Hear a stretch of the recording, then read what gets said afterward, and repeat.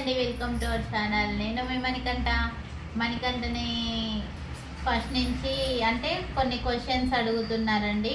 అంటే డైరెక్ట్గా కలిసిన వాళ్ళు వేరే వాళ్ళు అడుగుతున్నారు. మీరు ఇప్పుడు కాకుండా చిన్నప్పటి నుంచి చేస్తే మణికంఠ నడిచేటోడు, మీరు చిన్నప్పటి నుంచి చేయలేదు, ఇప్పుడు చేస్తురు కాబట్టి పెద్దగా అయింది కదా అని అంటున్నారు. లేదండి, అంటే అప్పుడు మాకు యూట్యూబ్ ఛానల్ లేదు కదా, మేము 2 years అయింది యూట్యూబ్ ఛానల్ పెట్టి, ఇంకా 2 years ఇంకా కంప్లీట్ కాలేదు.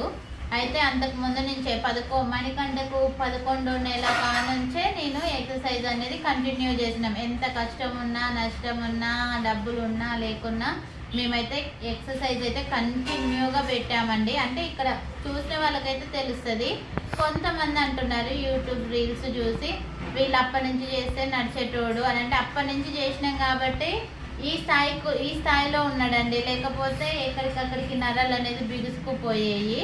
ఇప్పుడు రోజు కంటిన్యూగా ఎక్సర్సైజ్ ఉంటుంది. మణికంఠకు 11వ నెల నుంచే ఎక్సర్సైజ్ అయితే చేస్తున్నాము. ఇప్పుడు కాదండి, వాడికి 11వ నెల పిల్లగాని కానుంచి చేస్తున్నాము. ఓకేనండి, ఈ వీడియో చూసిన వాళ్ళకి అర్థమవుతుంది అని అనుకుంటున్నాను.